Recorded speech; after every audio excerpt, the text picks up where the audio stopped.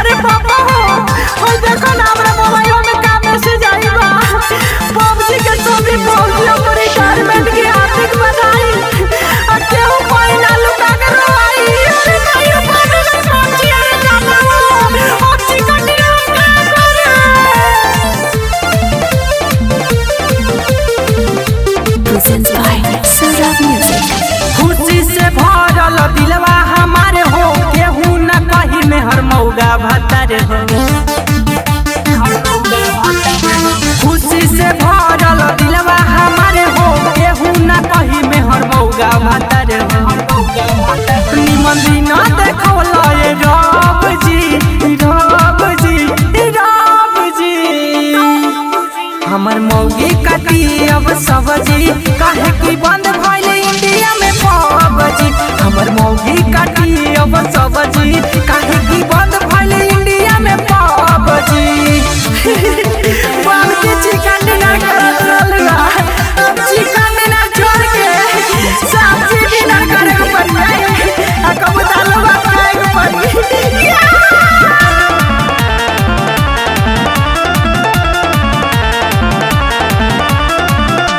हजावा में सूती ऊ करे ले फुटानी अपना के बहने ले ऊ बड़ा महारानी।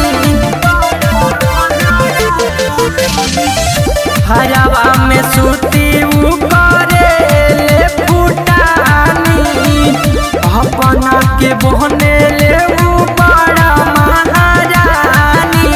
मौगी के हमारा ऐठल छूटल पबजी के नामो निशान सब बूता। निमन दिन देखो लए रब जी अरे रब जी। हमर मौगी काटी अब सब्जी काहे की बंद भइल इंडिया में पबजी। हमर मौगी काटी अब सब्जी काहे की बंद भइल इंडिया में पबजी।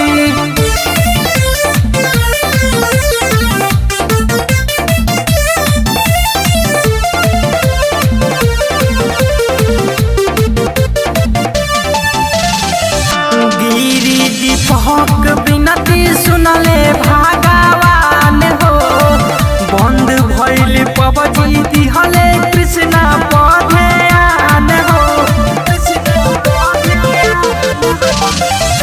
गिरी दीपक बिनती सुनले भगवान हो बंद भइल पबजी दिहले कृष्णा पधयान हो।